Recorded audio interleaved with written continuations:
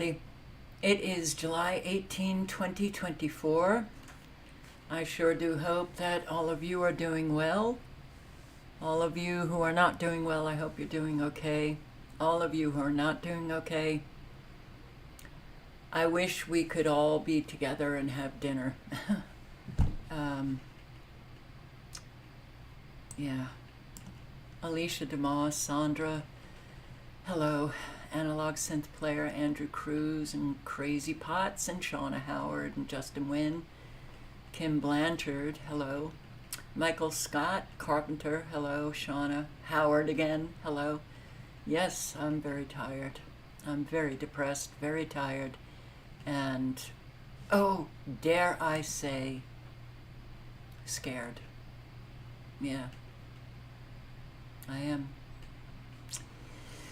Don't like it. I've never felt this before. What I've been feeling now, unfortunately, on a daily basis. And I was thinking today, is it anxiety? Because I've never been, anxiety was never an issue for me. But I know that a lot of people suffer from it. And I have to wonder, I don't think it is. I think it's just a in the gut kind of shit. Yeah. I don't think that's anxiety. I think a lot of people get the shakes or whatever. But I have compassion for those who suffer from anxiety. It must be horrible. Anyway, Kim Blanchard, hello. Hypocrites Matrix, dude. Sheepdog Patriot, Odette Company, Joe? Yeah, they are. Unbelievable. Wearing gauze on their ears. Silent Walk, hello. Denise Martinez, Troy McCulley, Julio, Ms. Tree One, T. Lamb, hey, thank you. Tom Tomata, Rage Against the Machine. And if I'm missing people, I apologize. Thank you for showing up.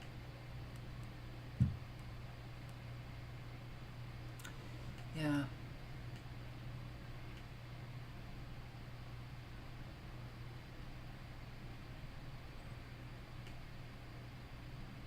If Carol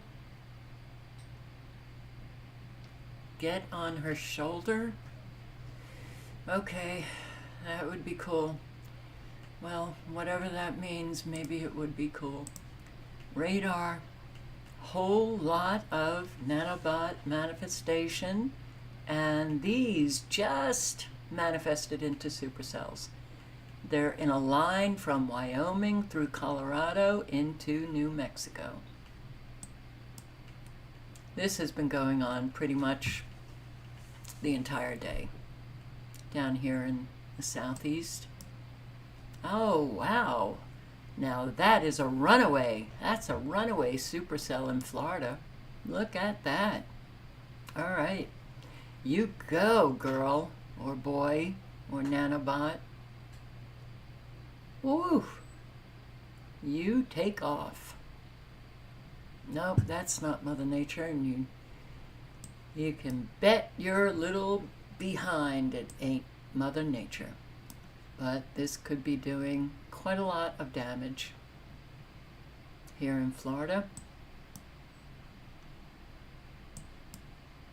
Again, several states. Look at the evaporation that takes place near immediately in the coast. That comes from electromagnetic frequencies. Look at this evaporation. Look at this. You've got a blob of precipitation, and it's hit with these frequencies right here, and the blob disappears into a little baby blob, and look at how nicely defined is what is left over. Wow. Mother Nature, she started using rulers. So you got quite a lot of severe weather. You got it in Alabama and Georgia and South Carolina and North Carolina. Then it heads out to the coast. Tornado warnings have expired, which is good because there were a lot. And severe weather. Let me refresh. And we've got Arizona, Colorado, New Mexico, South Carolina.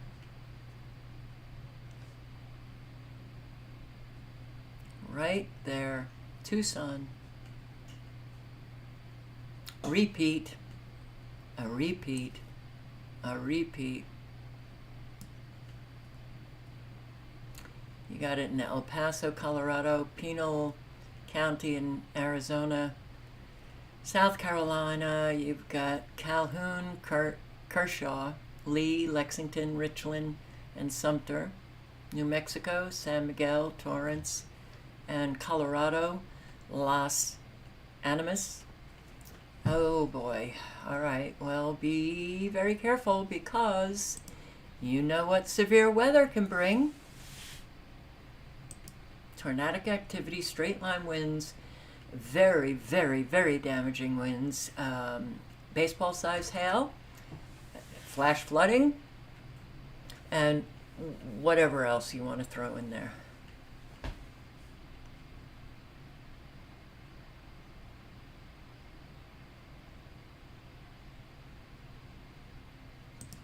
So, this is in Rome, New York, where they had 5 tornadoes. 5 tornadoes. Yeah, okay. So this is what happened. I was coming from the store with my son, so I dropped him off in his apartment, and the rain just started coming out of nowhere. And then it was just coming like from the back, left and right, and everything. Let's go this way.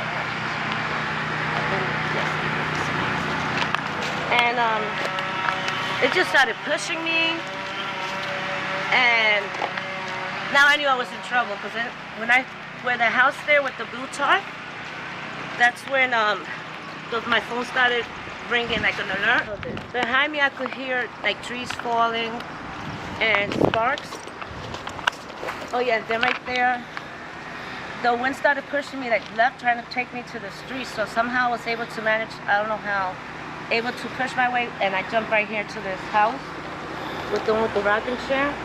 And as soon as I jumped on there and I could hand onto the railing, all of a sudden the wind started, it was too loud. The wind, the crackers, the trees fell, and the wires fell on the ground. And that's when that thing fell on the ground. That metal steeple right there. I was banging on the door, telling them to please let me in. I got bored in the storm. Luckily, the man opened the door and he let me in. And he closed the door real fast behind him. Whew. And I'm there soaked there. I had what's that thing? It's insulation all over me. And I'm there just dripping wet. Now I'm crying. And he said, don't worry, ma'am, you're safe now. And he gave me a towel and I wiped my face. It's hard to see from this window what was happening. So he was over here looking. It was still things were falling. Things were being banged. So right there when it was over, he opened the door and I was able, that metal thing that's flexible right there you can see on the ground, he had to move it for me because I couldn't lift it up. The garbage cans were on the ground and I was able to pass by and go home, which is at that house right there. So yeah, it was the scariest moment in my life. Don't ever want to go through that again. It was horrible. Yeah, so I made it. Yep. Yes, this weather is very scary. So, Odette Company is a news, that's a news site. So I just want to see, let me see if I can share the link.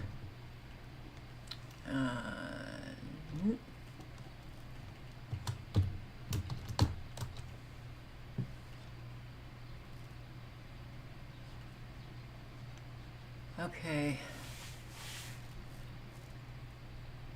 I wish I could. Well, I'm taking it from the username, so that might not be the right.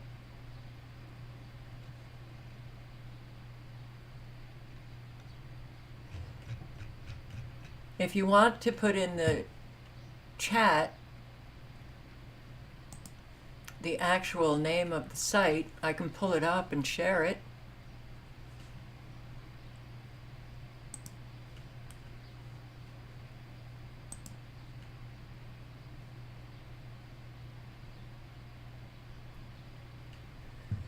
Anyway.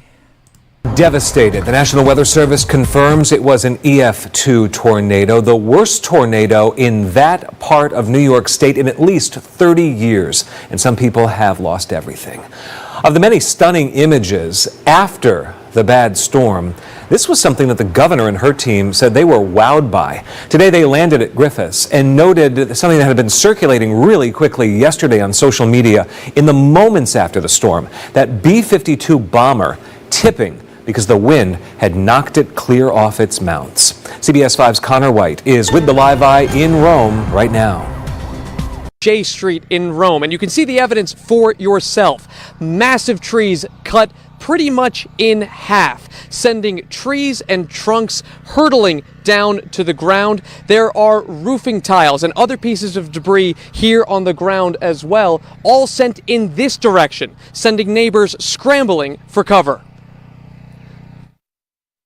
This was my whole life. Jennifer Riolo's family can see everything they own in the grass. And I opened the front door and this is what I see. And I just screamed. Tuesday, the National Weather Service confirming a tornado formed almost on top of their backyard.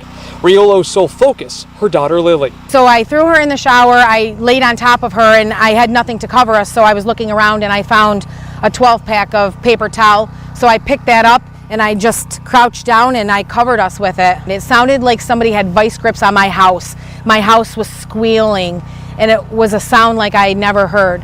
Outside, destruction. Their ATV thrown through the stairs of their deck. Their RV colliding with their car. We work hard for the nice things that we have, and we took pride in our property and the things that we had, and it's gone. It's all gone. All of it is a total loss. All in 20 seconds. All in 20 seconds. Driving through Rome, you'll find devastation just about everywhere. In many spots, roads saddled with new dead ends, with some structures completely destroyed. Then it looked like a black veil, like just coming down the street. And the window blew out, knocked me down. And then I'm just standing there trying to figure out where the hell to go. It literally looked like the movie Twister.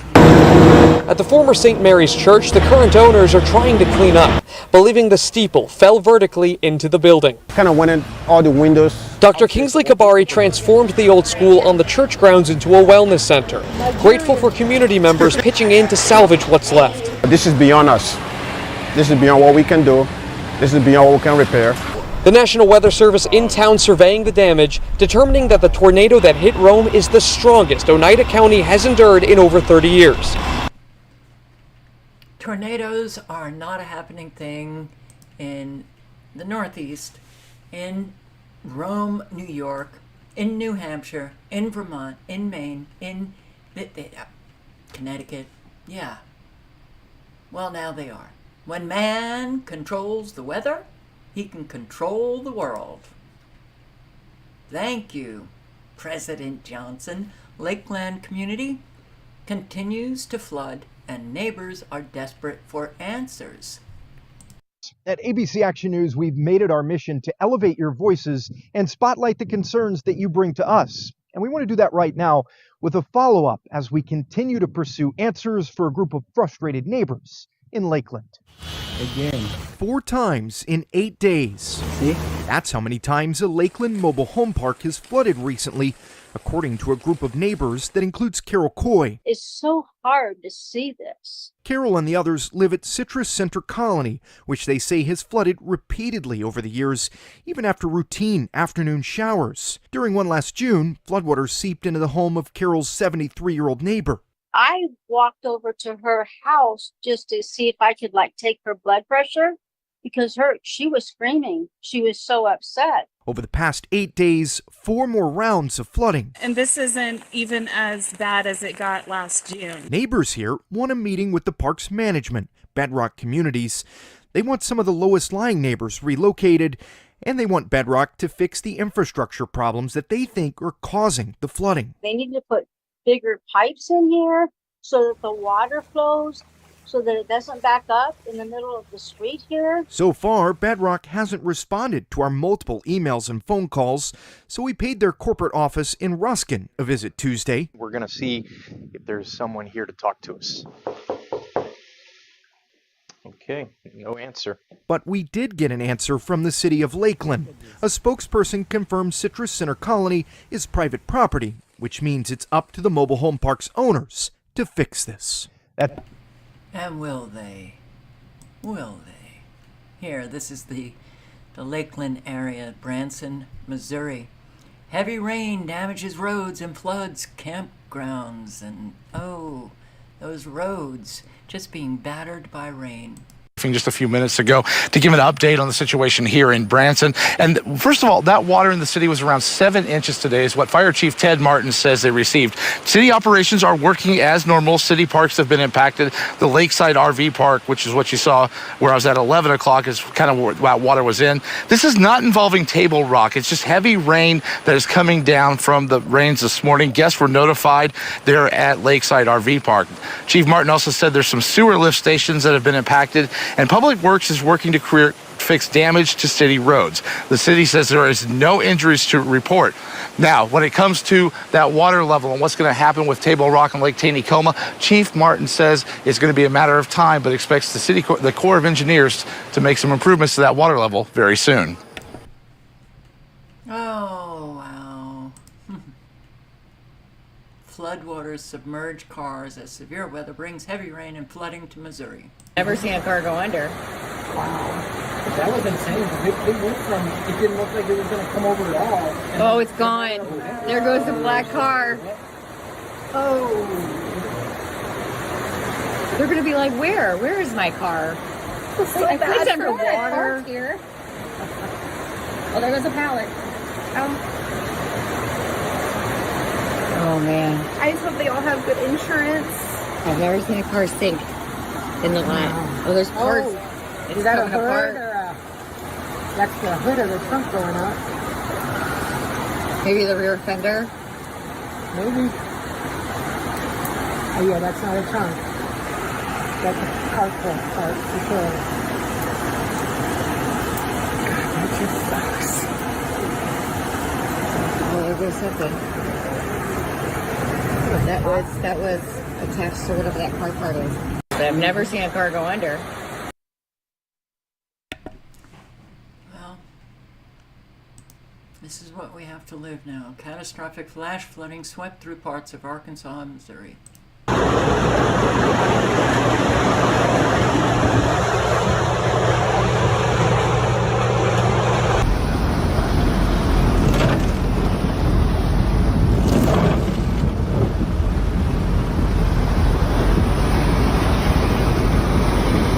Town of Yellville is flooded over there, boys. That's the backside of the square back there. Where a lot of the water's coming from. Early Wednesday morning, Arkansas and Missouri experienced catastrophic flash flooding, prompting evacuations and causing significant damage, including the destruction of a bridge.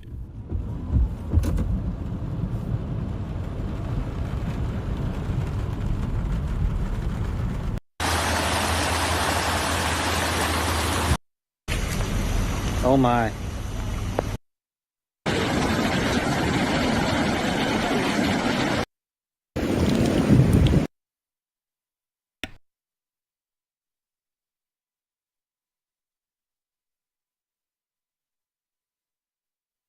The link is in the chat if you want to see more destruction.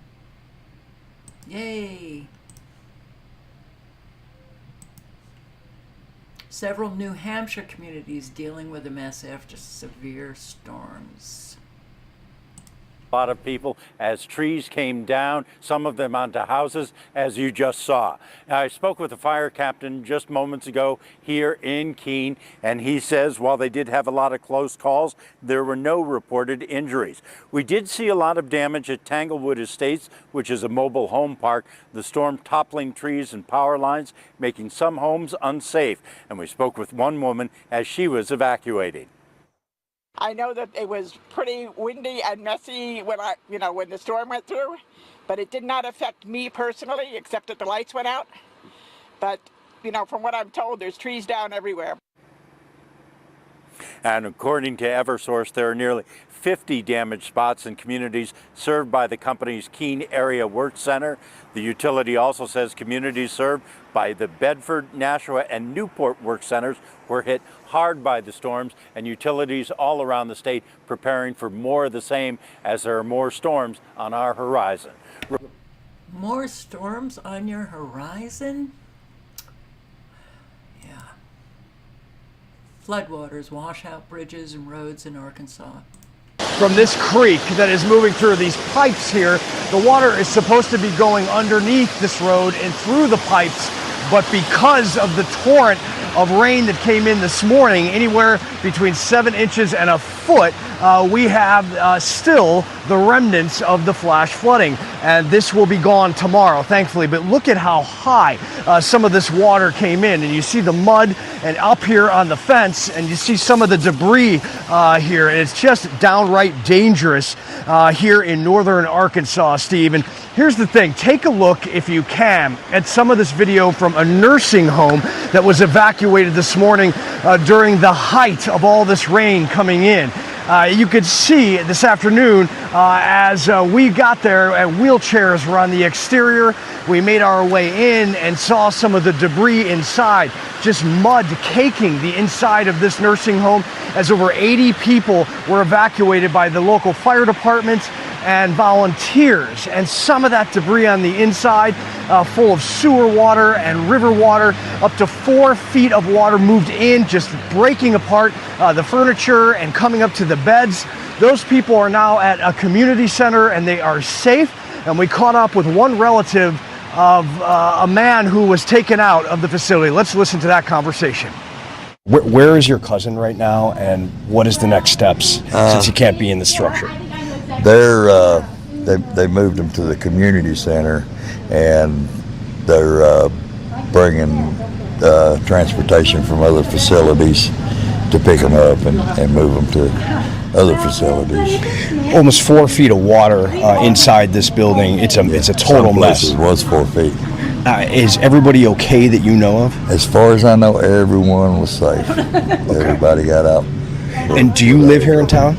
I live south of town. Have you seen a deluge of rain like this in recent years? Or I ever? never have. I haven't. What is the next steps for this community in the area, you think? I don't know. Evaluate everything and... Who knows anymore? Who knows? Severe storms cause damage in New Jersey as heat wave continues. Neighbors say the storm was quick, and in a matter of minutes, it brought down trees into yards like this one. And it's not just the cleanup that's a concern tonight. It's the down power lines that can be live. John Sheridan is counting his blessings. He was working on his truck when a fast-moving storm came through Tuesday evening.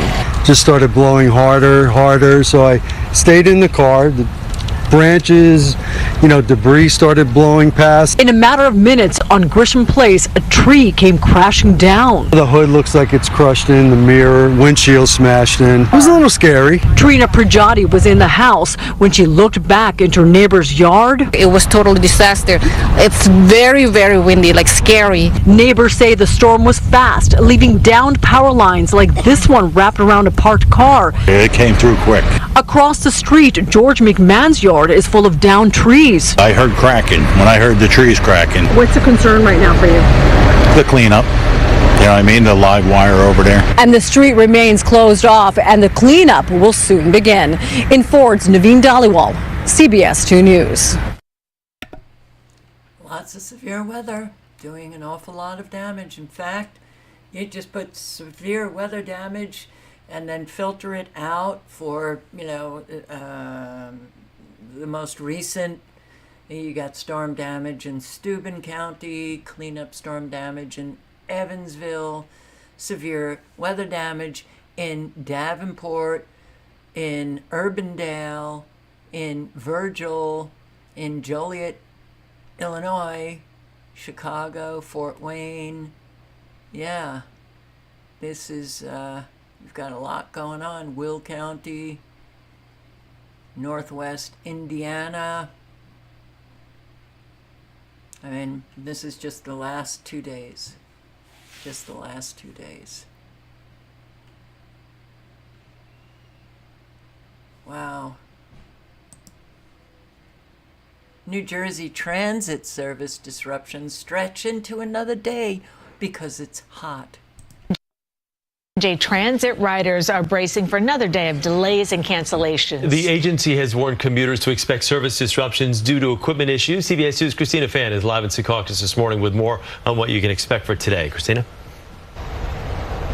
Well, Chris and Cindy, ANJ Transit is blaming these disruptions on excessive heat, but riders want to know why other rail lines across the tri-state area also experiencing the same oppressive weather don't appear to be having the same problem. Transit leaders say they're experiencing issues with their air conditioning units as well as other electronic components on its trains, and it will likely take until this weekend to fully repair and restore. As a result, dozens of trains will not operate or will be combined with other trains, and some will have to make additional stops. Officials say to minimize the impact on customers, trains were strategically selected across multiple rail lines at different times of the day to ensure no one rail line is disproportionately affected. Every line except for the Atlantic City line is impacted this morning. Riders who have been taking NJ Transit for decades say these frequent breakdowns suddenly started happening in the last few months, and they want to know why. It was late, then they kicked us off in Newark, caught another train to come into the city. It's been the same issue, different reasons, but for like the last 3 weeks. You expect if they're going to raise the price that the service be reliable. Transit lead. Disruption, inconvenience, frustration. Get used to it. We're going to see more and more and more of it. In fact, even New York City subway lines impacted by power outage in Lower Manhattan. And as we said, one of the problems tonight, delays in a big service suspension impacting the New York City subway system. And with all this heat standing around underground, not a fun place to be. Throughout the night, there have been issues with the M, J, B, D, F, C, and E lines. And getting between Manhattan and Brooklyn is still an issue right now. Eyewitness News reporter Jim Dolan with the latest from the Lower East Side. The J train at Delancey Street sat behind a pretty pink ribbon tonight and went nowhere. Power outage on the third rail has shut it down in both directions between Manhattan and Brooklyn. It is after 9 p.m. and I can't get home. I gotta go walk. They already made me pay. I'm feeling great. It just feels like every option was kind of shut down. I don't know any other trains that are gonna be going. And that caused a cascade of delays and inconvenience on at least 7 other lines. Not exactly what commuters were hoping for at the end of a long, excruciating day. I live in Bed-Stuy, so it's going to take me a long time to get home. I could take a cab and they're expensive. It's just about to have a thunderstorm, so I don't know. I was going to take a city bike or something. I might have to walk to West 4, which is, 20 minutes from here right now? How's that working for you at the end of your day? Not great. It's been a long day and I'm tired and I want to be home. But here, our tax dollars are going to not functioning trains. It was hot and crowded in the stations, and some decided to get buses, turning long nighttime commutes into much longer nighttime commutes, all of which might have been easier if there had been some guidance on the MTA app. The apps are not updated. So I'm relying on this man advice to where to go and how to get there. New Yorkers know their options. They know the train to take when the train they want is out. This is the coffee maker. Okay. I used to take the F train every single day when I lived in Park Slope, Brooklyn. The F train out, you have a tremendous amount of people inconvenienced. Tremendous amount.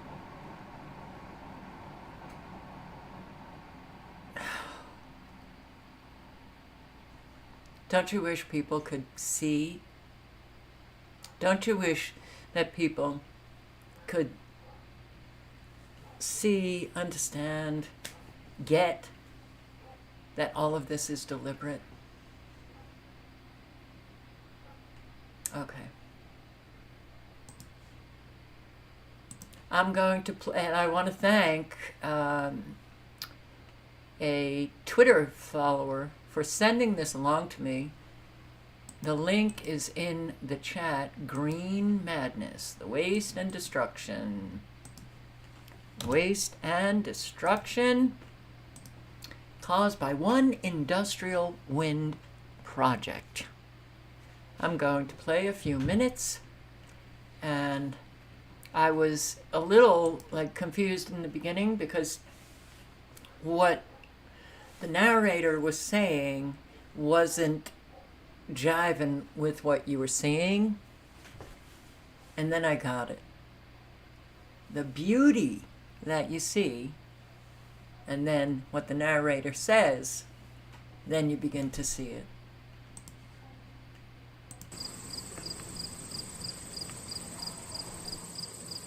What does it take to build an industrial wind turbine facility? If you are curious, watch this video and see for yourself. What you see here is the documentation of 2 years of the construction of one industrial wind turbine project in western New York. Count the trucks, count the bulldozers, the cement mixers, the excavators, the transporters, the tankers, the cranes. This video represents a few hours a week of the construction of one wind turbine facility. Multiply what you see by 37. That's how many construction sites there were to build this wind project.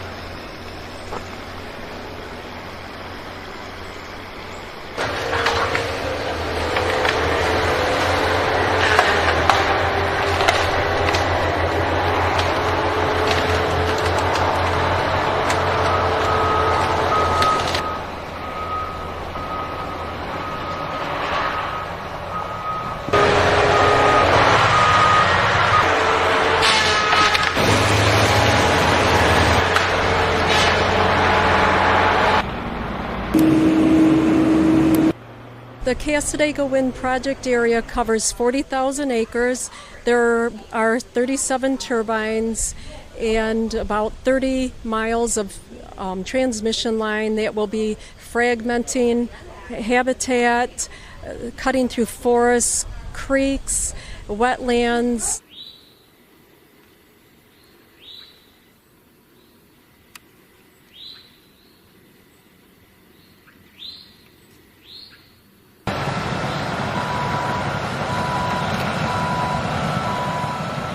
Well, I believe that it's going to devaluate my property because they're putting them up right next door to my property, and I don't know what the effects of the infrasound or anything is going to be for me yet. and the wildlife that they disturbed is just unbelievable. The amount of trees they cut down is really unbelievable. Thousands and thousands of acres of trees that produce oxygen and homes for animals are just being destroyed.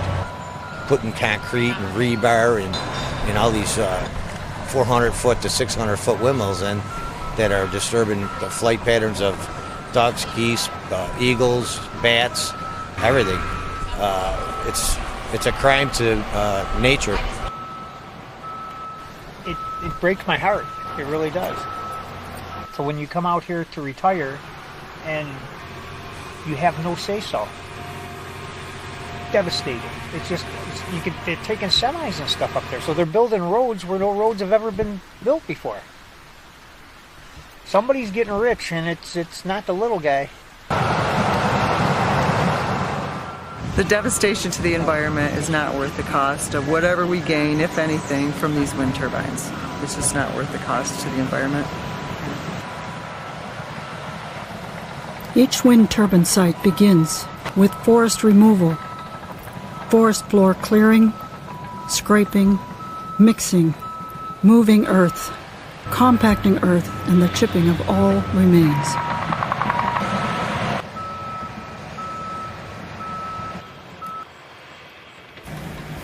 Industrial wind turbines are made of steel, aluminum, alloys, copper, rare earth metals. One wind turbine is made of 900 tons of steel. Steel is made from iron and coal, forged at high temperatures, and alloys of nickel, chromium. One turbine uses 1,000 pounds of copper. All are mined using large steel machinery and immense quantities of fossil fuel.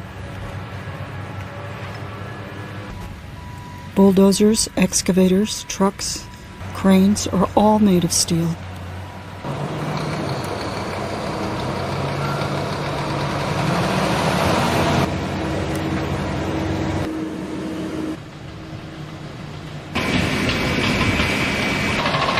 Everybody thinks that at some point in their life that government and politics doesn't impact them, it doesn't affect them, but this is a perfect example of exactly how it does. So I would say to people to pay attention, to advocate, and to understand that your quality of life is at risk.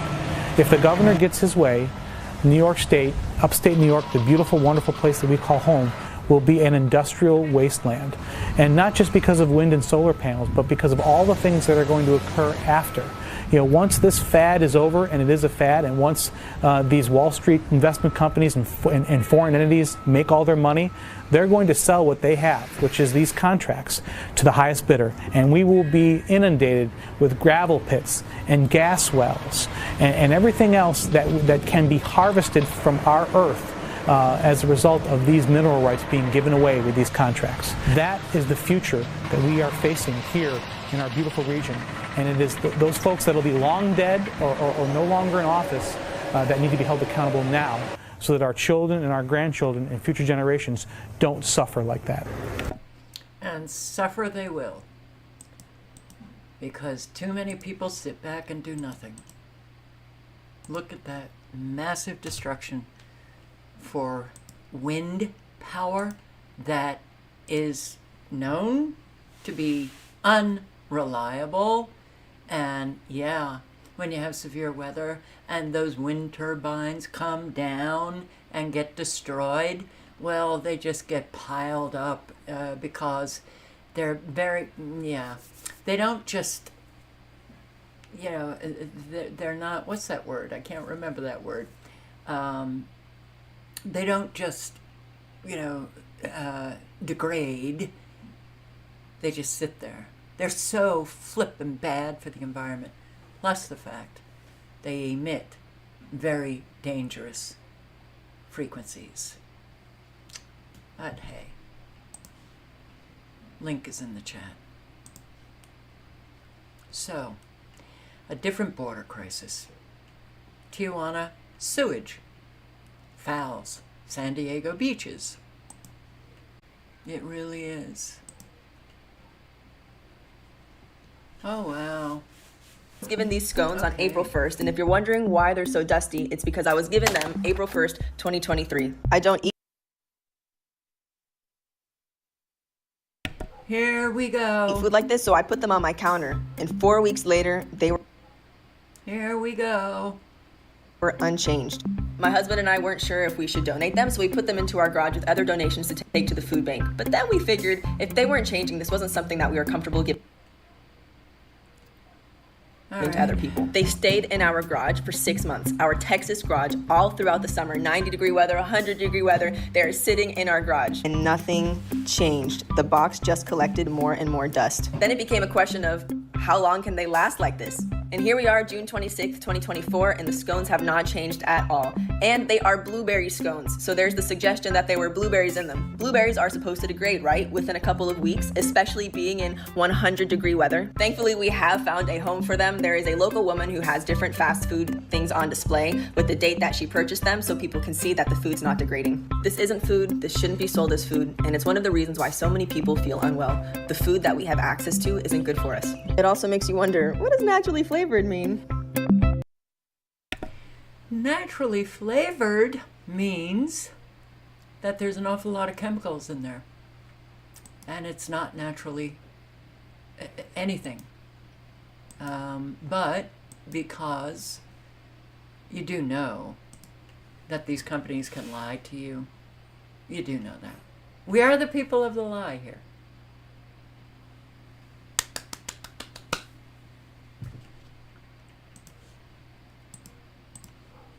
Caught on camera stampede of passengers evacuating Miami-bound flight when laptop catches fire. New video showing first responders examining a bag after a laptop caught fire on a plane headed to Miami from San Francisco. Now, this plane had just pulled back from the gate when passengers say the fire started. CBS News Miami's Steve Majuri spoke to passengers who were on that plane and tried to put the fire out as they arrived to a Miami today this morning after being rescheduled. Passengers describe a flash fire coming from a laptop in a backpack on this plane, and this caused a rush to get out of the plane since passengers say the cabin was filling up with smoke. And one family decided that their best course of action was to throw this laptop out of the plane. Get your belongings, everybody, off the aircraft. Let's go. Chaos in the cabin. Oliver John Kai says he could smell something burning before a backpack under his seat lit on fire. It was fire. It was like a shot flame. But it was like a flash. Yeah, it was like a flash flame, yeah. He says it belonged to whoever sat behind him on an American Airlines flight heading from San Francisco to Miami on Friday. On this way, leave everything. Thank you. Smoke started to fill the cabin, and passengers describe a stampede as they tried to get off the plane. It was chaos. They were just pushing each other aside. Okay, well, pushing each other and got to get out of this plane. Everybody's very, very, very, very, very scared. All right, so homeowner searching for answers after being dropped by Florida insurance. Pensula insurance. Well, this is a happening thing. Right. Hurricane season.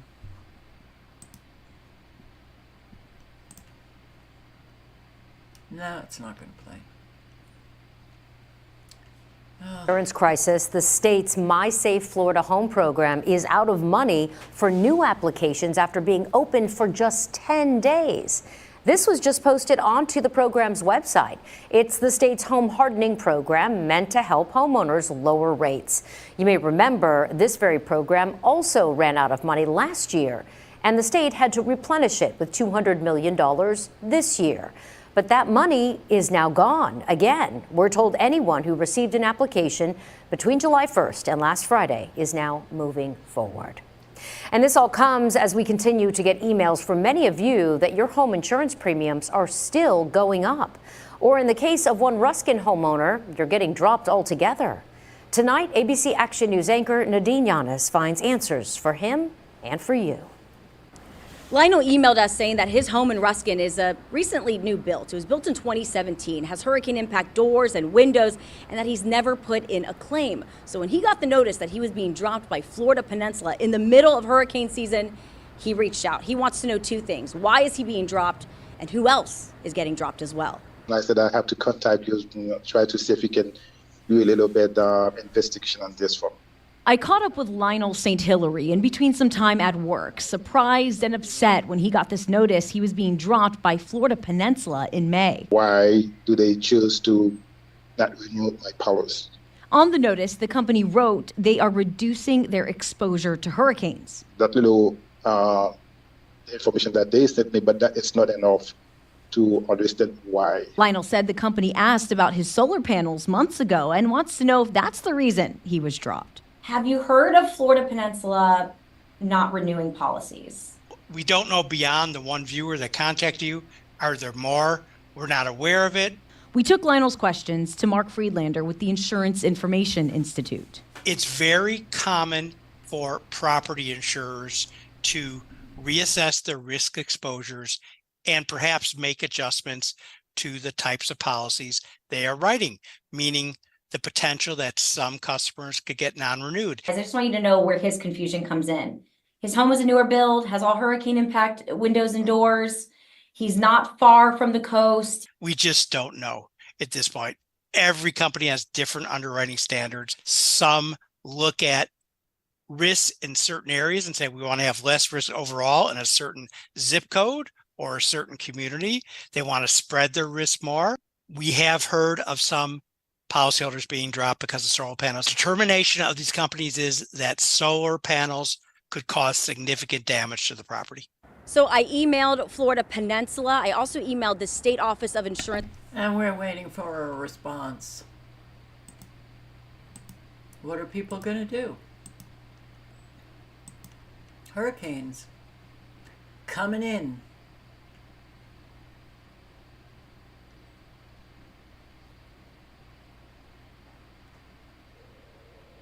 Yeah, Luigi.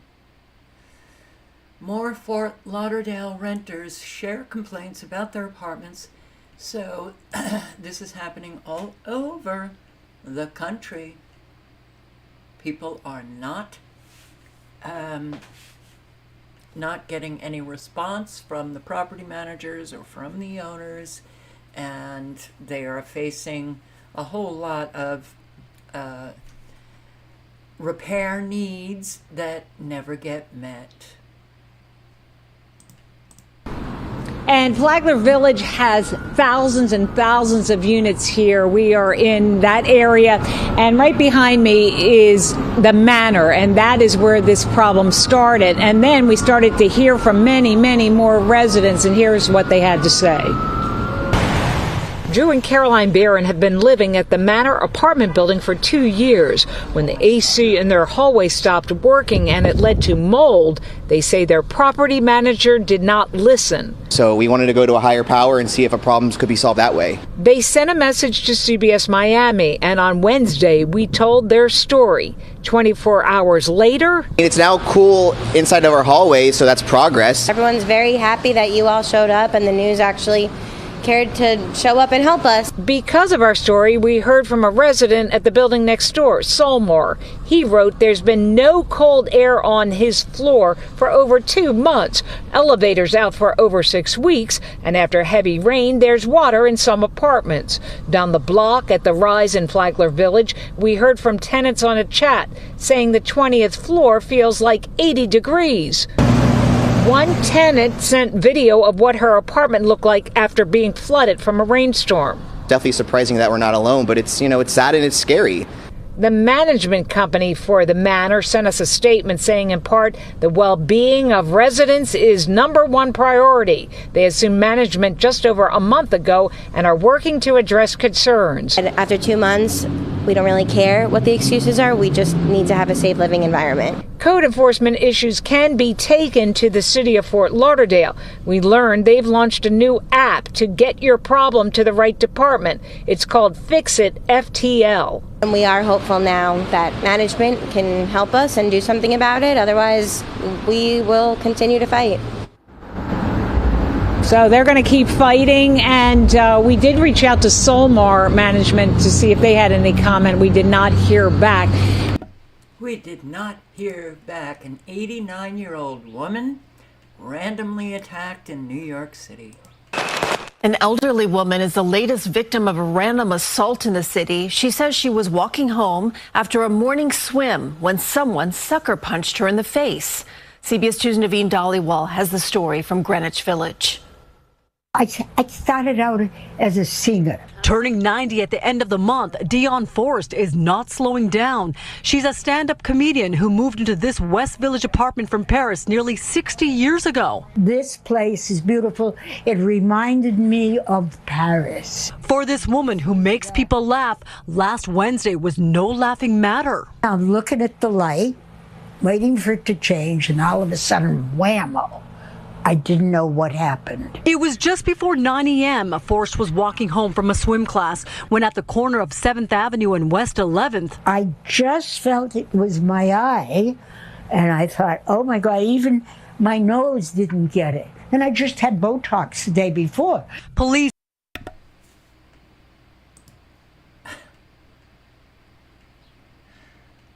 I just had Botox the day before.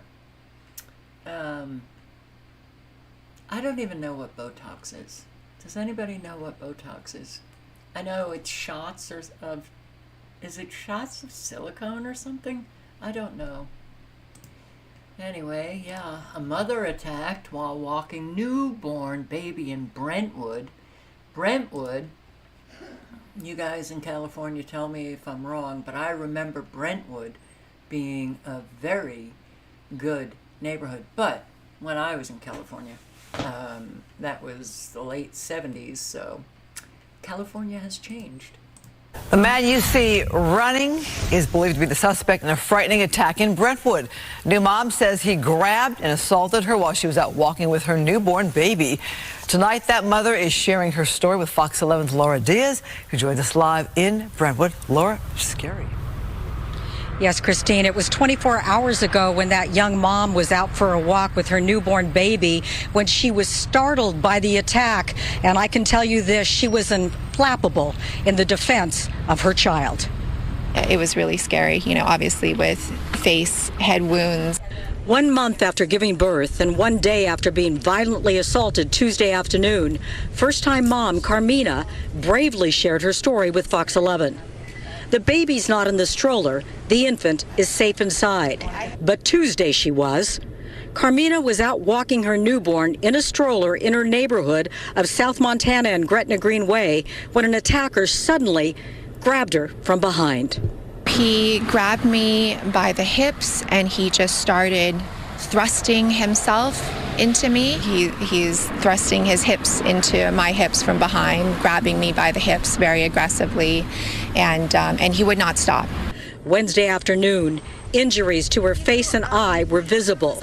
The attack escalated. He punched her. It was the point at which, he started hitting me in the face. It was with his fist. I think it was with his right hand. He hit me maybe 3 or 4 times. It was really scary, obviously with face, head wounds. Carmina put up an extraordinary fight, protecting her tiny baby, you see here, and herself. The attacker didn't hurt the infant. Video supplied by neighbors shows a man Carmina describes as Caucasian, 5 feet 10, slight build with dark hair, being chased by Good Samaritans. She broke free and neighbors came to help, alerting her husband, who was working from inside the home. I wanted to make sure she was okay and the baby was okay. But once I got a description from the neighbors, I peeled out of there and I was canvassing the streets trying to find him. She handled herself very well. She's not a victim. I'm glad that she fought back.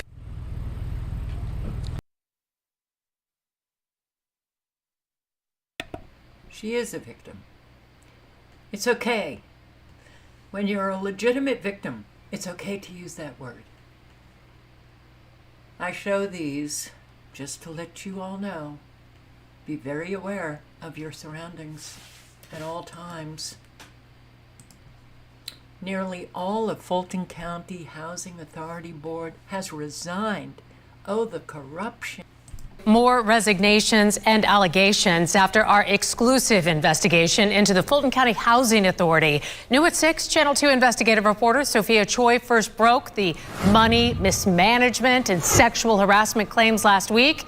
She's live at the Housing Authority in Southwest Atlanta with this exclusive update. Sophia. Linda, all but 2 board members no longer work here.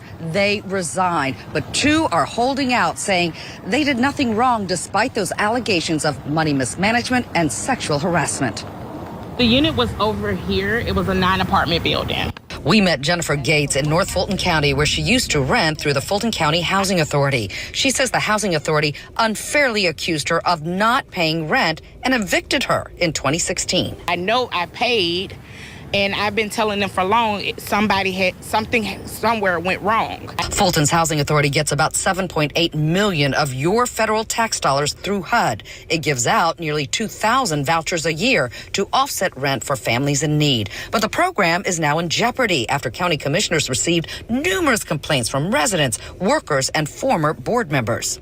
It's a combination of things, the sexual harassment, the misuse of funds, staff not being qualified. Channel 2 Action News was first to show you this letter HUD sent to Fulton County on June 24th, saying in part, the recommendation for the corrective plan is to procure a third party to manage their program, and the current staff lack the experience in their current roles to correct the deficiencies. The letter does not mention any crimes. HUD suggests strongly that we reset, that we clean the slate and bring on a whole new board. So Pitts.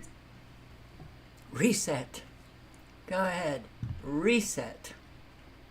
If you have no sound, Olives Peppers, I think it's your problem.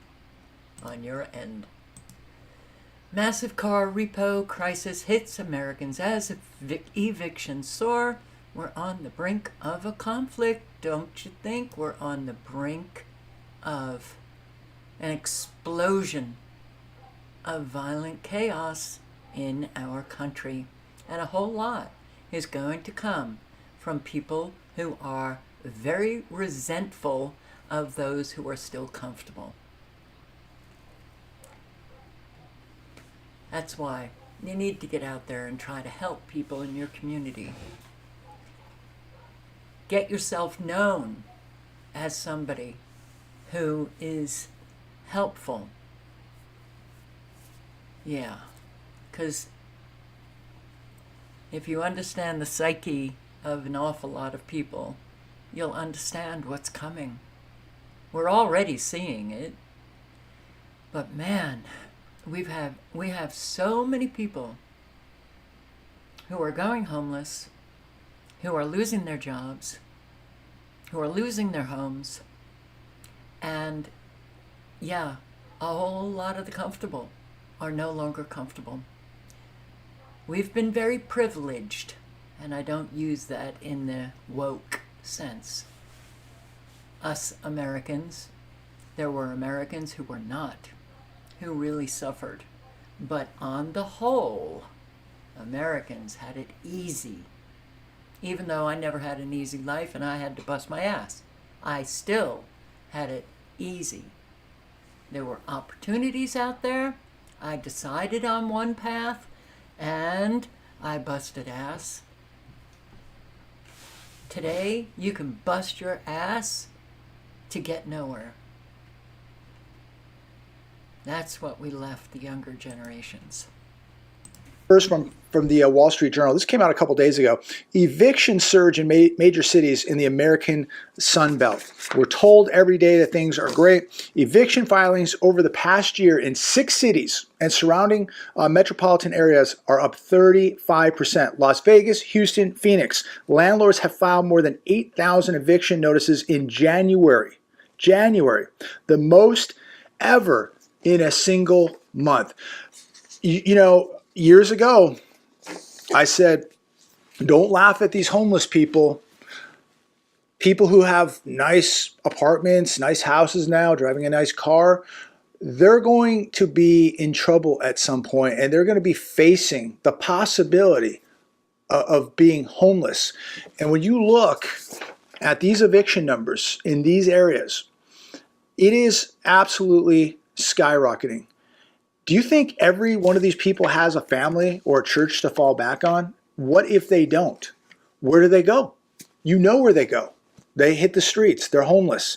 And you're going to see more and more people in America have to face reality that they're going to be homeless. And it's really, really sad because we're giving money to everybody else, but we got people now being evicted, living on the streets, people now that have to rely on some type of charity or government assistance just to barely get by. Not good. Here's another one today from the Hedge. Auto Insider warns more Americans fell behind on car payments as repos soar 23%. Yes, 23%. It says here, the day of reckoning has arrived for millions who purchased vehicles with crazy high monthly payments that they can no longer afford. You go back to 2021, 22, the free money was flowing, trillions of dollars injected into the economy. People didn't have to go to work. They didn't have to pay rent. They didn't have to pay mortgages.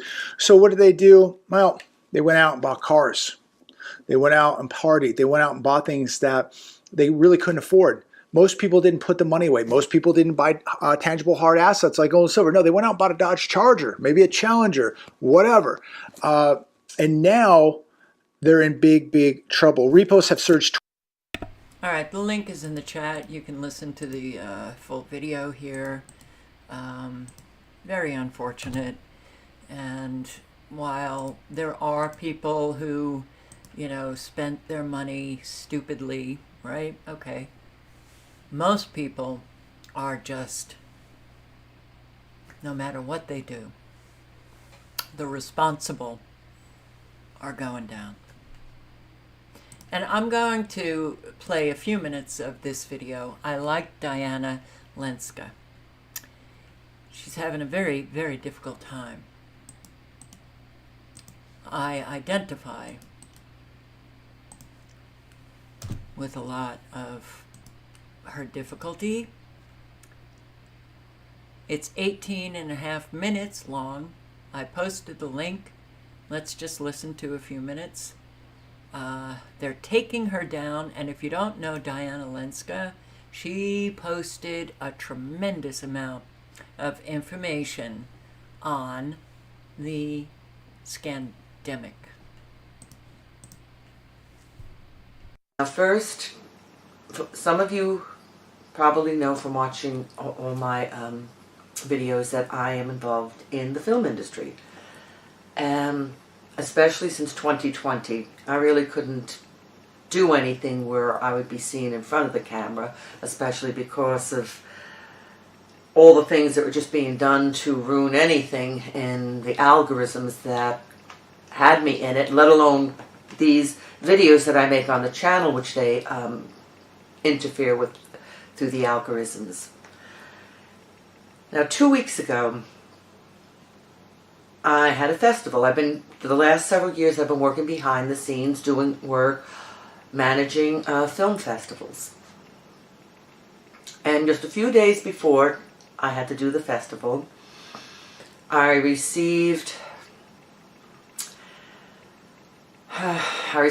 a message, I received a notification that, well, let's just say that they're trying to take my home, my house from me. So I didn't need that a few days before.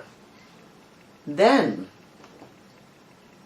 after the festival, I got through the festival. If you saw any of the footage, you would not even think I had a problem in the world, I have to say. I didn't show anything on the screen that looked like I was in any kind of situation. But following the event, the director of the center, a couple of days after, called me up, wanted to meet with me. And I answered all the questions that she had put to me, and I just found it interesting that she wanted to speak to me, but it wasn't until a few days later, even after that, that I found out from the one who was the technical director for the festival what that meeting had been all about. And The attacks against me aren't just the financial. Financial is one of the main things, but they're apparently trying to take my means of income and my work away from me. Apparently, people were calling up the center wanting to know why I was allowed to be holding a film festival at this center. So I don't think there would have been an issue for a festival. I think this was mainly because of me, myself. They hold various different type venues there, and there's no reason why any of this should have come up. And this is now within a week after me getting that first notification of them trying to take my home from me. So it has not been easy for me during this time, and I know many of us with the small channels are going through a lot. If it isn't family illness and some horrific situations, it's financial, similar to what I'm having, things being taken away, things being interfered with, our work, whatever. Now, after this video tonight that I'm making, I do have another brief video I want to make on a subject that I've been researching. I want to get this done. I wanted to be better prepared for doing these videos on the documents and articles, and this, in particular, something I'm going to be showing in this video. But I'm just going to go out there and just, hopefully my Heavenly Father just gives me the right words and means to say what I need to say. If I try to over-prepare, it just seems that I never get in front of this camera because of the obstacles that constantly are being put in front of me. Now, what most of you, how many of you are really aware of what's going on? Do you really pay attention what's happening around you? In the areas where you live, are you seeing what's happening to trees? Are you seeing how many trees are dead or dying? You realize this is from what they're doing. Between not just the poisons in the air that they're spraying with the chemtrails, also with the frequencies that are being put out there through all these, even wind turbines have a frequency that's dangerous for us, for all living things. The towers, and then we have all what they're doing with our food and water. So the hardest thing is being aware of all of this, and how difficult it is to try to speak to anyone. People in the film industry are probably the most blinded. When I was at that event a couple of weeks ago, and we had the celebration party afterwards, everybody's laughing and happy and celebrating. I mean, I can understand to a point. These are people at a festival, they won an award. But everyone talking about future plans, all the things years ahead. It is like, it is so surreal for me knowing, and then I'm in this particular field, which is, Hollywood film industry is totally corrupt. Independent, you got to look at it a bit differently. You can be an independent filmmaker without selling your soul to the devil. To be successful, yes, you do have to sell your soul. But so many of these people, and they're all ages, not just young people in these events. I am working with people from teens to 20s up to 70s and 80s, sometimes doing their first project. And it's heartbreaking to me when, you want to say something, but how do you go about saying something when you're in a group of people and somebody's happy, and they probably, most of them took this.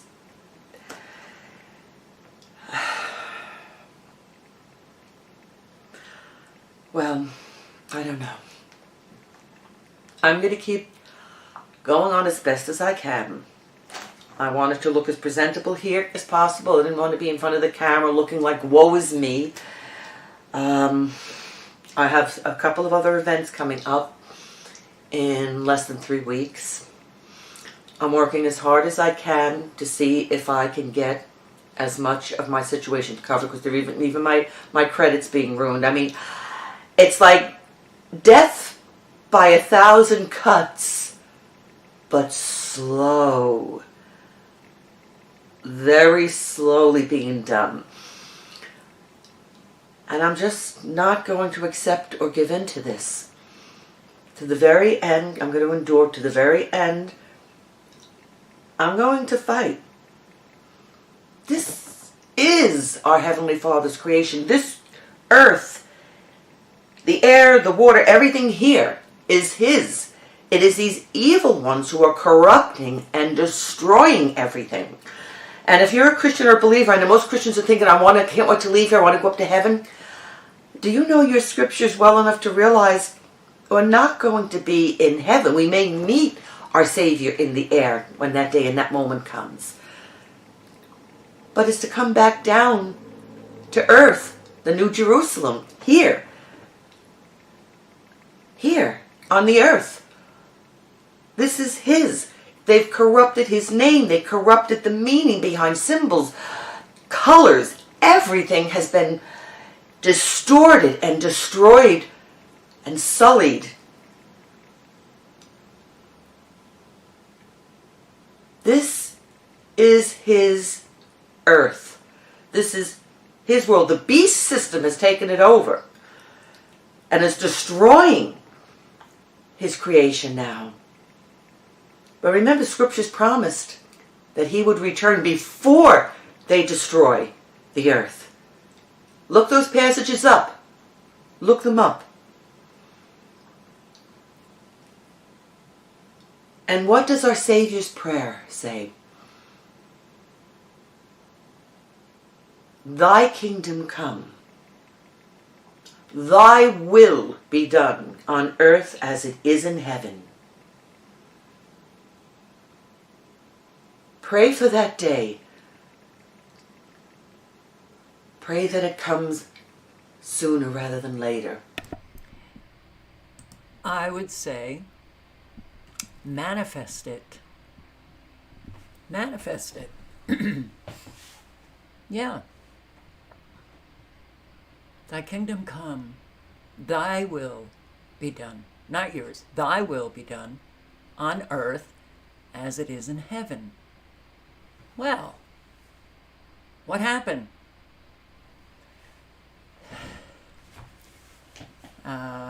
People reciting that prayer, well, they believe in that Father, that Creator. Why didn't they manifest it? That prayer has been spoken by so many people. And then they go out and they live a satanic lifestyle. Needed to be manifested.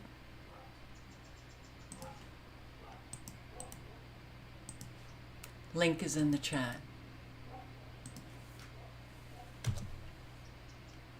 So, a mother attacked while walking newborn in Brentwood.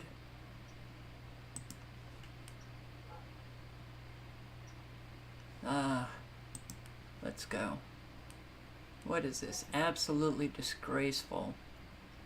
This is about the migrants. This is about the migrants here. Absolutely disgraceful video, straight out of Britain of course, where a random man comes up to a girl, asks her what she is doing, and then when she replies that she is going to her school, the man asks for her phone number. Utterly unacceptable and inappropriate behaviour. Just take a watch. What was it, sorry? Are you looking for area? Oh no, I'm just getting a bus. Oh, waiting for bus? Yeah. Okay, going to where? My school. Eh? My school. My school. Is it far from here? Not really, no. Okay. Can I have your number? No. Eh? No. I'll call you. No, it's okay, thank you. All right, thank you. Wow, so this girl knew exactly what was happening and had the composure to film it. Good on her, but really, she shouldn't have even talked to the man and immediately got to safety. You never know what someone is going to do these days. But this sort of behaviour is a serious issue in Britain, one that we are all sadly too familiar with. But it seems that a lot of British people are still very ignorant about this sort of behaviour, hence why Labour won in the recent election. So, share this video far and wide to get the word out that disgraceful incidents like this are still a daily occurrence in modern, lawless Britain, and we all know the reasons for that. Oh boy. Now here... This is going to get really bad. Hard times. After being laid off, retrenched twice in my 50s, laid off, is that, I'm asking the Brits, retrenched? Okay. This is what's happening to an awful lot of people who lose their jobs regardless of age. But when you're in your 50s, good luck.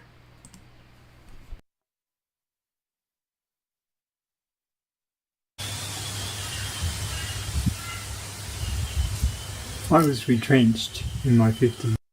And you know what? I'm going to put the link in the chat. It's happening to an awful lot of people, and there's an awful lot of people his age and even older who are freaking out now because they have no income. They have no income. So, what do? Hopefully, you have a bond with family members that can have your back.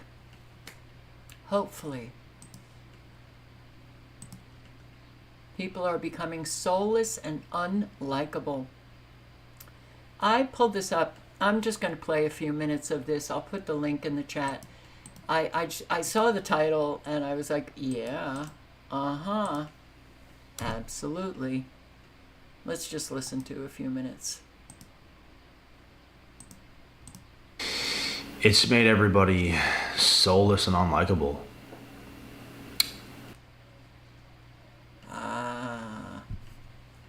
Is it gonna work? No. Okay, let's see.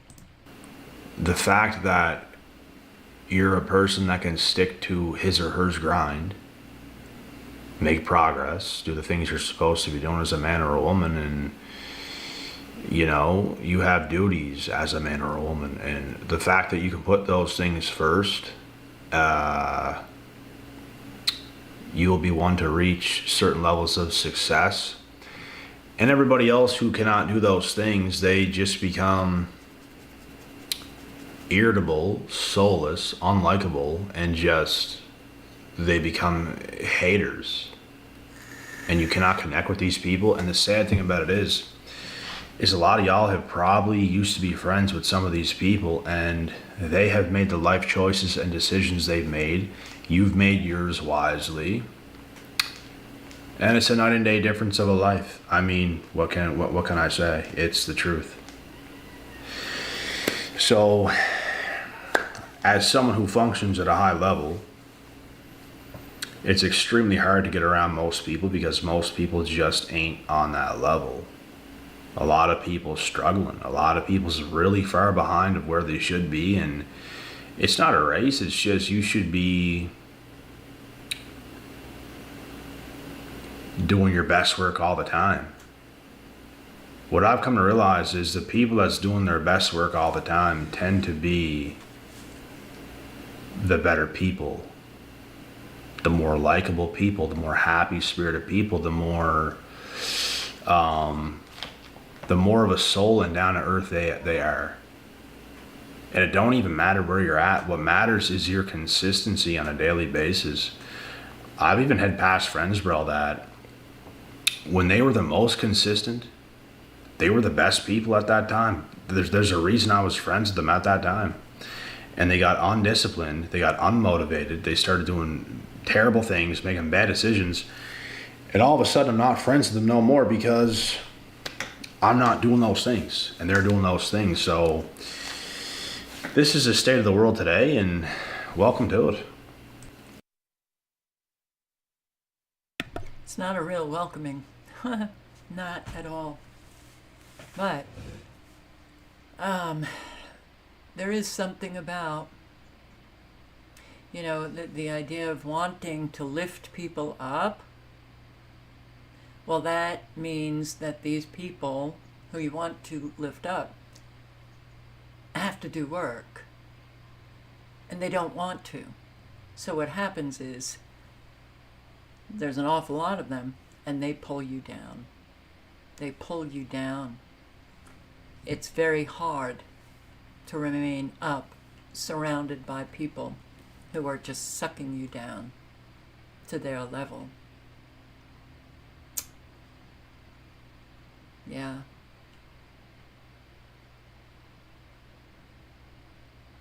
He's a gatekeeper, dude. Oh, Jesus.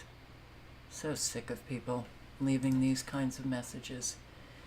It's the comments. I'm alive, but a part of me died a long time ago. Emotionally, I can't do it anymore. Morally, Oh, come on, it's a Emotionally, I can't do it anymore. Morally, I'm exhausted. Spiritually, I feel dead. Physically, I'm smiling. On the surface, everything seems fine, but inside it's different. It's hard sometimes. People see the smile, but they don't see the pain behind it. The nights are long, filled with thoughts that go round and round. Sometimes I just want to scream, tell everyone how I really feel, but I hold back for fear of being misunderstood or judged. There are those lonely moments when I wonder if it's all worth it, when the thought of giving up crosses my mind. But I think of those who count on me, those who still need me.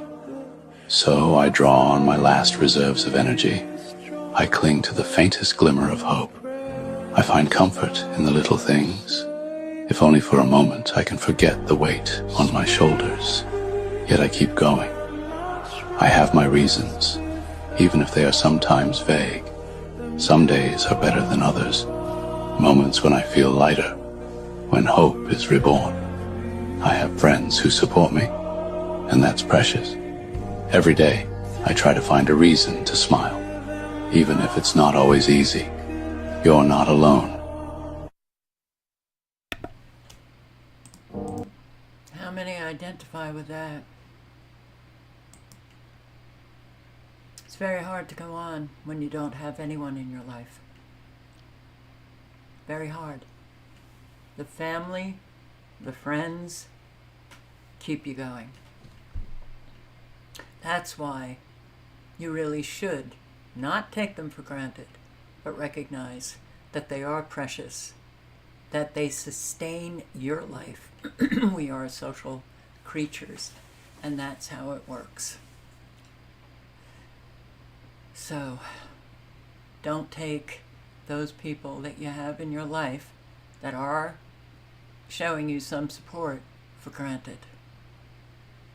Yeah.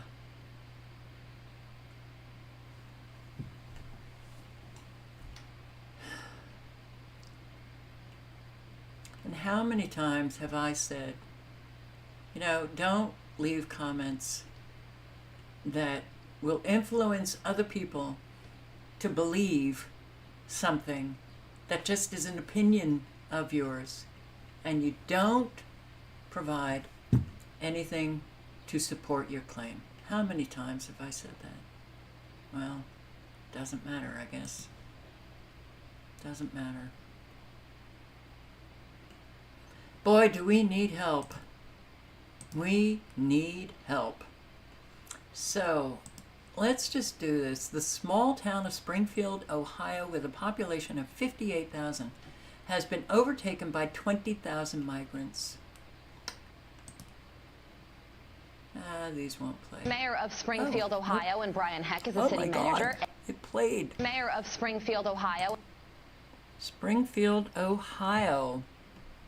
And Brian Heck is the city manager, and they both join me now. Good morning to you both. Mayor Rue, tell us what's going on in Springfield. Well, what we've seen is just such a quick increase of our population over the last 5 years. You know, like you said, up to 15 to 20,000 immigrants have come across and into our community. This has overwhelmed our safety services and caused great concern for our community.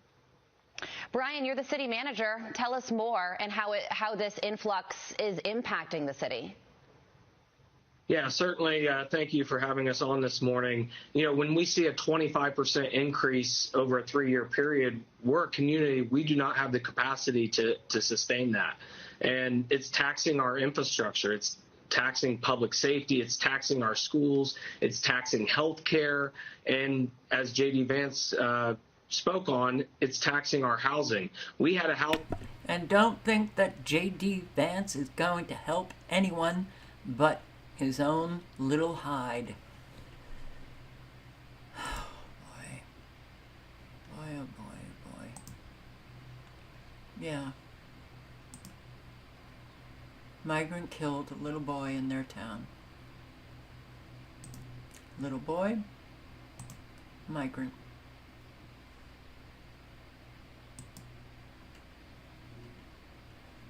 State of emergency declared. I'm just going to play a few minutes of Neil McCoy Ward. The link is in the chat.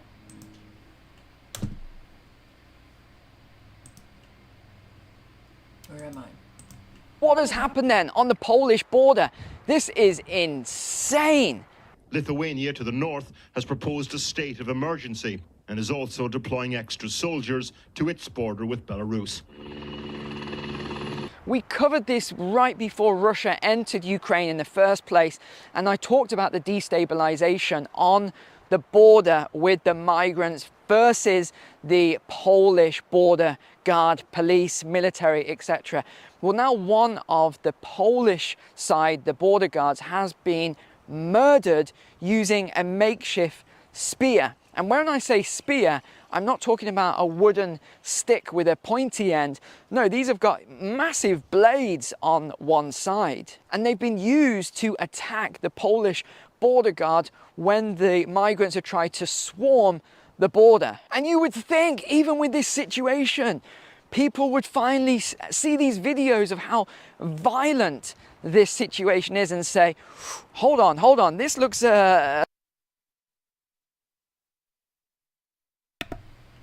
Yeah, things are getting pretty crazy. And you know what? Dude, I don't know you from Adam, but I think you come in here just to start crap and get attention. She doesn't believe in God, meaning me. Really? See? Posting a lie. Posting a lie. And I think you're Christian. Oh, right. That thing in the Bible that God said, lying is an abomination. Lying is an abomination. Abominable. I'm so sick of this.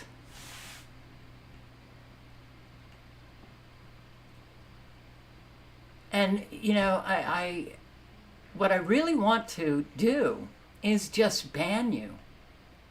But I see people like you. So, but I am so sick of people claiming they know something about me, throwing it out in a comment, and it's bullshit. I don't give a shit what you think. You know what? Put user in timeout. 24 hours. Sick of it.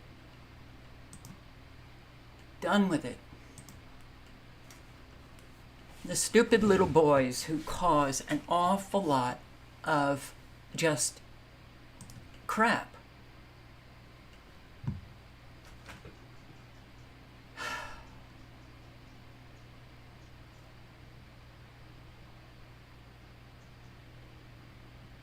It's not nice to have conversations with people who are claiming things about me, Crystal Hart.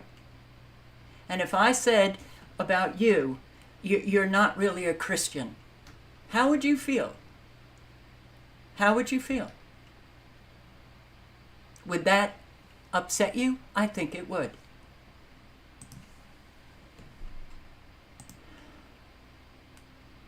The brain rot of Western liberals, the brain rot of Westerners. The Biden administration has exposed the brain rot of Western liberals. At the NATO summit in Washington on Thursday, the U.S. president referred to Ukraine's President Zelensky as President Putin, referred to Kamala Harris as Vice President Trump, and said he is, quote, following the advice of my commander-in-chief on important military decisions. This man's brain clearly does not work. It is done. Finito. No mas. Dementia has sunk in the rear naked choke, and Joe Biden's neurology is tapping. Americans are watching live proof that their country does not require a president with functioning gray matter in order for decisions to get made and policies to be enacted in the executive branch of the U.S. government. The wars and militarism have ticked on uninterrupted. The authoritarian agendas keep getting rolled out, and the same political status quo continues to be advanced. You could not ask for more conclusive proof that for all the fuss that gets made about U.S. presidents and presidential elections, it is nothing more than a figurehead position for an empire that is not actually run by its official elected government. And it's only fitting that the U.S. president's brains should be leaking out his ears, even as the brain rot of the ideology which gave rise to him is exposed in front of the entire world. There is a kind of poetical beauty in the fact that the so-called moderates of Western liberalism are cheerleading for the re-election of a half-dead dementia patient, while his administration facilitates an active genocide in Gaza, perpetuates a world-threatening proxy war in Ukraine, prepares for war with Lebanon, and militarizes with increasing aggression against Russia and China, all while killing the Earth's ecosystem and contributing to the poverty, sickness, and oppression of the American people at home. The brain rot of their worldview has a guy with an actual rotting brain as its official representative. The Biden administration has completely discredited every value that Western liberals claim to uphold. Peace, justice, human rights, a free press, opposition to racism, opposition to tyranny. These freaks just plumb forgot that genocide is a bad thing on October 7th and probably won't remember again until the imperial propaganda machine needs to use that accusation against the next government that the empire has targeted for regime change. The moderates and centrists of the Western world are in reality violent extremists. And not just violent extremists, but the most murderous and destructive extremist group on the face of this planet. Not one group on Washington's list of designated terrorist organizations has a body count that's even a tiny fraction of what the U.S. empire has racked up just in the 21st century alone. This is the political ideology that Biden has aligned with throughout the entirety of his far too long career. And it is also the political ideology of the Republicans. Warmongering psychopaths fill the halls of Congress, fill the halls of the White House, and the American people are just, well, where are they? You gotta wonder where they are. Why I'm embarrassed to be German. I will post a link to this, but a lot of it has to do with what's happening in Germany. Yeah, Germany used to be a powerhouse Western nation. Well, they're taking it down. Western Yemen comes under heavy attack by U.S. British warplanes. How dare you not let ships in that will be bringing Israelis products We will attack you. We will destroy you. Kind of like what the U.S. has been doing for years anyway with Yemen. So, the collapse, I posted this yesterday, 46,000 businesses forced to close. They are bringing Israel down. Israelis are getting destroyed. Everybody is getting destroyed. And as far as I'm concerned, Israel is a Western nation. It's the evil empire, the US, UK, Israel. Or the evil axis, should I say. And yes, I will post a link to this again, which I played last night at the tail end of the live. You know, oh, the celebration, Netanyahu comes to Congress. Yay! Give that guy more money, more bombs to kill people. I played this last night. This is Congresswoman, what's her name? Mary Miller? Wow. Mary Miller. Yeah, she turned to Medea Benjamin and said, I don't talk to insane people. Asking the questions that needed to be asked. Like, why are you sending so many bombs and so many billions to Israel so that they can kill children? I don't talk to insane people. Do you see there's a big divide between those who represent us versus the people? They don't represent us at all. Not at all. Targeting of senior Hamas officials does not justify killing civilians. But this is what's going on. To you, Hassan. There was a little disconnect, so sorry. Yeah, no, sure. Let me repeat that, Hassan. What I was saying is, I'm sorry, what I was saying is that there are reports coming from Israel, specifically from an Israeli army radio reporter, claiming that the intended target of these multiple Israeli airstrikes was the Hamas military chief Mohammed Dev. We have no way of independently verifying that, of course, but what we can clearly see on our screens is how devastating these airstrikes have been for the many civilians crowded there in Al-Mawasi. Yeah, you're right. I know Mohammed Dev is a big target for the Israelis. They've been trying to kill him for like ages. So there were several attempts on his life, but they all failed. We know the importance of Mohammed Dev as a leader, but the question here, is this justifiable to kill like 50 people simply because you want to kill a military leader? Where is the humanitarian aspect of it? How the international community is going to respond to that? Because this is, one more time, he was targeted in an area that was designated by Israel itself to be a safe zone for the Palestinians. Targeting areas that are safe zones. Scores reported dead in Israeli attack on South Gaza.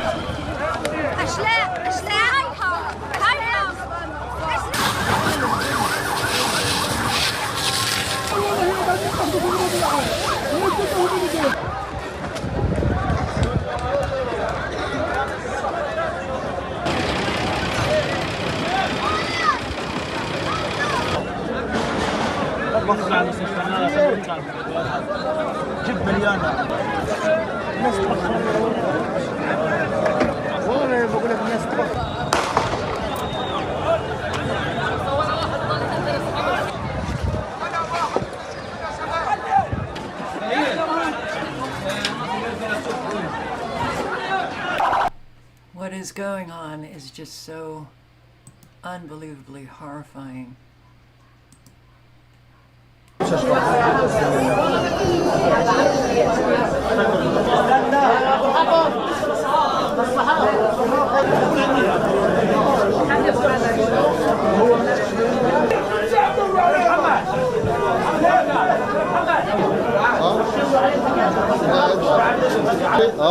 عرفت علي؟ أول عملية طلع عندك هذا؟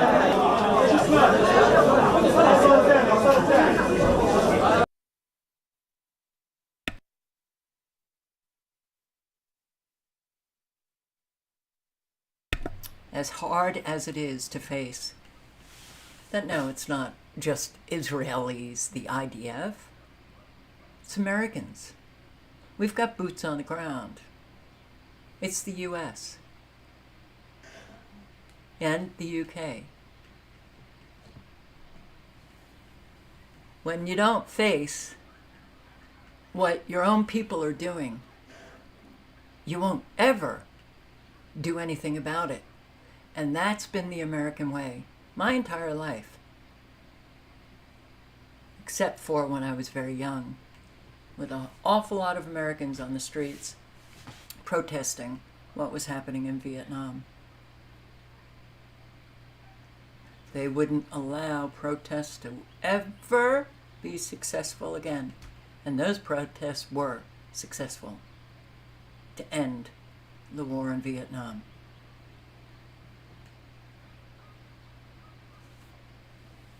Iraq, Libya, Syria. I mean, the list is long, as you know. They get away with it because the American people allow them to get away with it.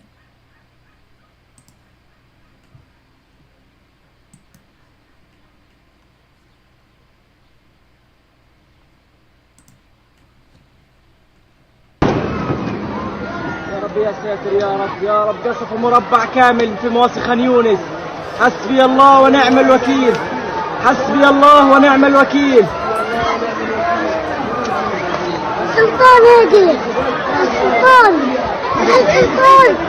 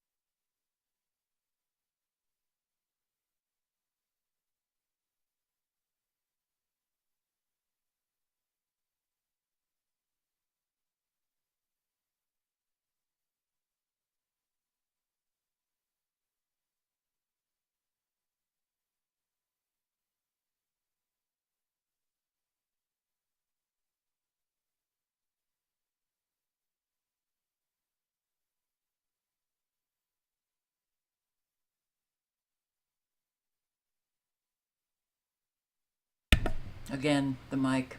I try to. I need another mic. U.S. diplomat quits the Biden administration. She talks about her experience essentially working in a psychiatric hospital, psychopathic environment where people don't care. They don't care the slaughtering of children. Something's very amiss in our country, and it has been my entire life. And a whole lot of people are still saying, sorry to say this, it's a Christian nation. Where? Where? If it was, that would be manifested. What is being manifested is...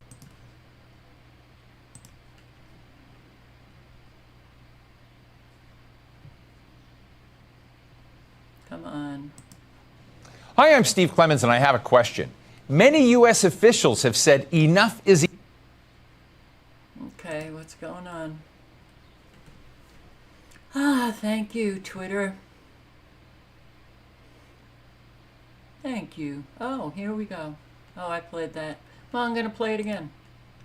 Israel's war on Gaza is made in America and made in Britain. British companies supply Israel with targeting equipment, with armored personnel carriers, with parts for helicopters and naval ships and parts for military jets. Israel has 2 squadrons of F-35 jets.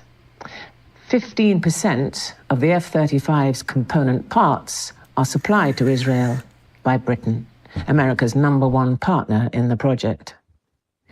Each jet can carry up to 9 tons of bombs and missiles. That's 9 tons.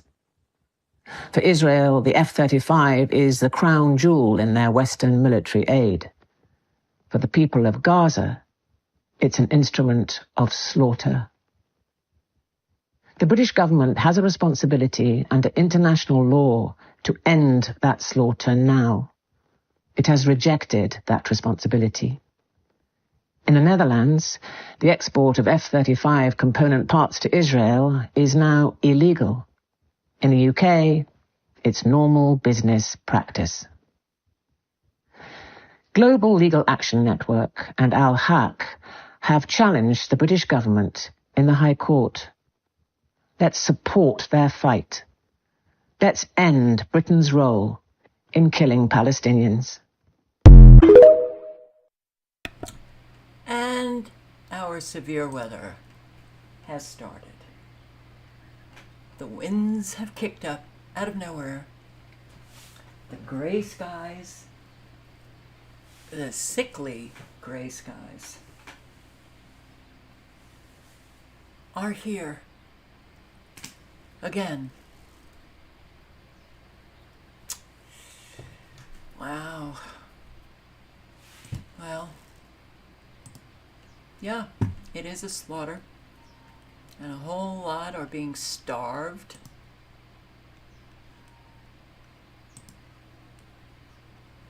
I played that video last night.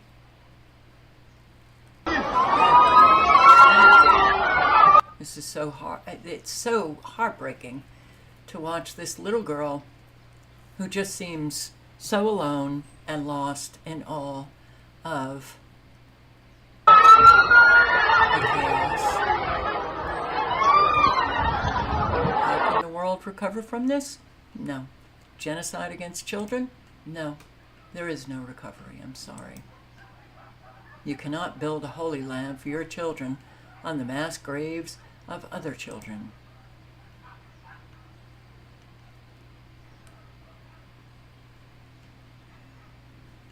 Come on. Man, oh man. This played for me. Now it's not playing. See? Yeah. Death by 1,000 cuts.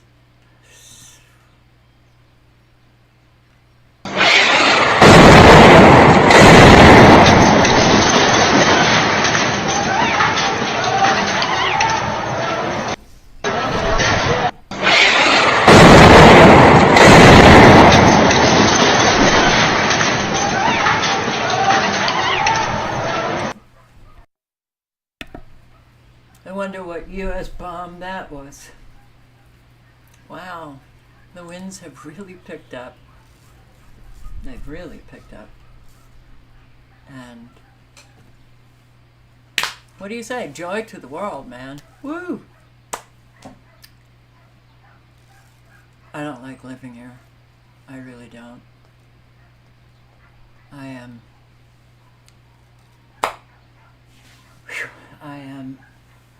beyond stress, unfortunately.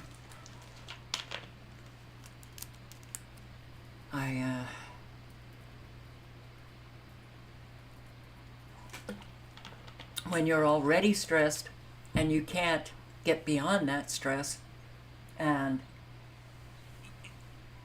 more stress comes along, it's really hard to take. It's really hard to take.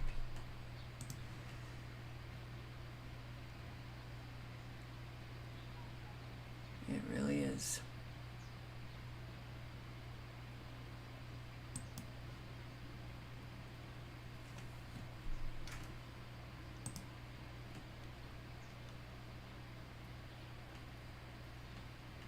The people are starving. They're starving. Children are starving. and Netanyahu comes to Congress on the 24th. And watch the standing ovation that this guy's going to get.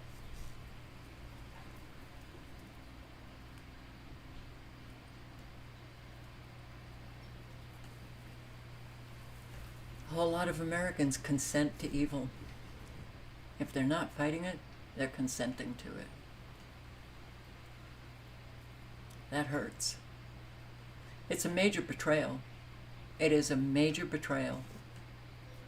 Everyone who sits back, doesn't do anything, doesn't even say anything, it's a major betrayal of all who have taken some action, right? Major betrayal of God, for sure.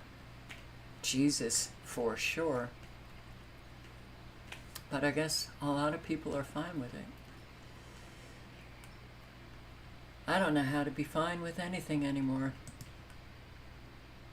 It's too horrifying.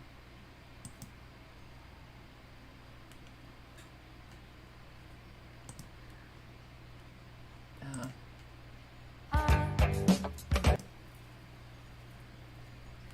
90 killed, 300 injured in Israeli strike on Gaza, in the humanitarian area, in the safe zone. Israel's strike targets Hamas military chief, kills scores of Palestinians. And that is fine, right? No, it really isn't. Israeli attacks flatten entire neighborhoods. Woo! You go, win, do your destruction. Come on, you haven't done enough.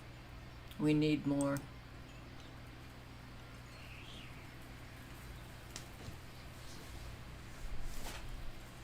And here comes little one. I'm not going to be sitting by that window. It's exhausting. It's truly exhausting living this over and over and over and over again.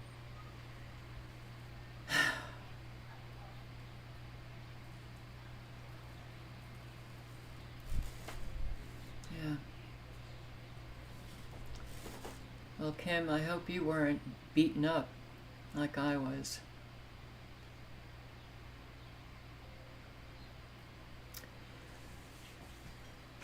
Again,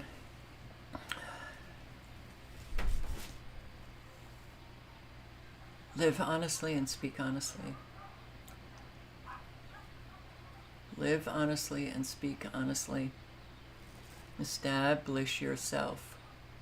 Develop yourself as a trustworthy human being, which means your behavior is consistent. Doesn't mean consistent 100%. People get upset, people get angry, okay. But on the whole, you are someone that is showing a consistency that people can rely on.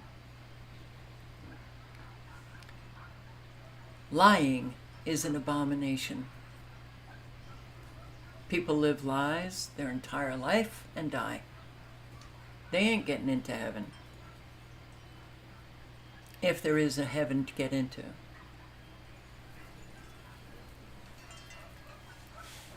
And I have, often wondered, considering that it's a narrow road, how is it that, like, what is it, 1.5 billion Christians think they're all on that narrow road? I don't get that. Here it comes again.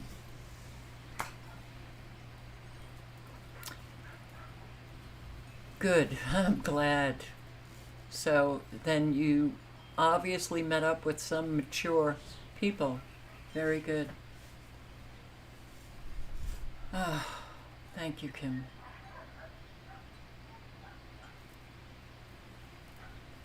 This is going to go on for a while. I can't stand it.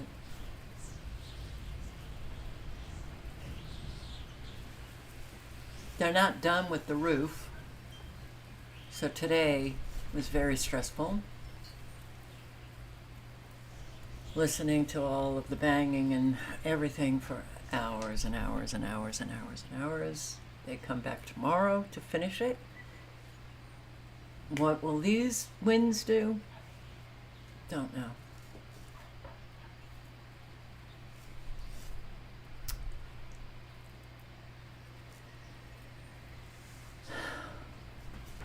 Like Diana Lenska, I will continue going on as best as I can.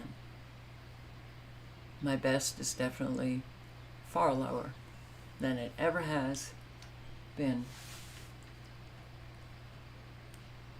But I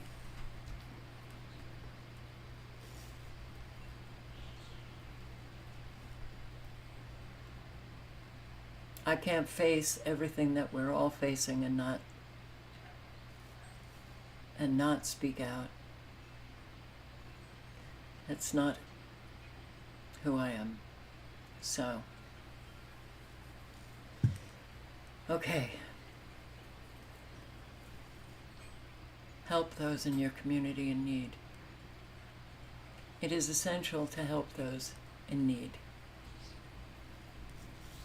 That's how we manifest something differently.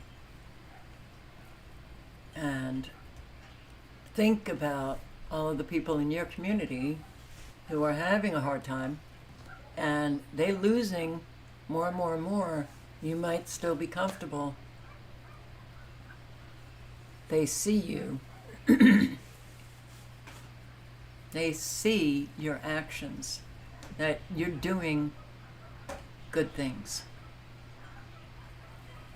That might be some insurance. I don't know. But the world is getting very crazy and it's getting very violent. So, yeah. Awareness, awareness, awareness at all times. In your driveway, in your home, out and about. If you're living in an area that is not, considered to be a real safe area, if you can double up with people to do the shopping and when you're going out and about, that's a good thing to do.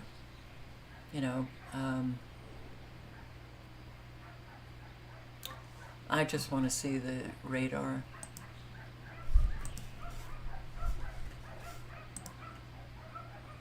Here it is. Yep. All manufactured.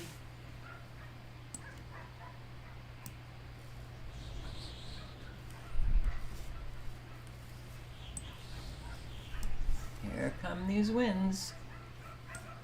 Wonder what the gusts are. Let's see. So, we'll refresh. Oh, one active severe weather warning for Arizona. Just Arizona. Wow. Aren't we lucky? Pima County. Oh boy. We're either, I don't know what we're in. Well, maybe some in the chat who are in Arizona, living in Arizona. Is Tucson Pima County or Pinal County? I don't know, but here we go again.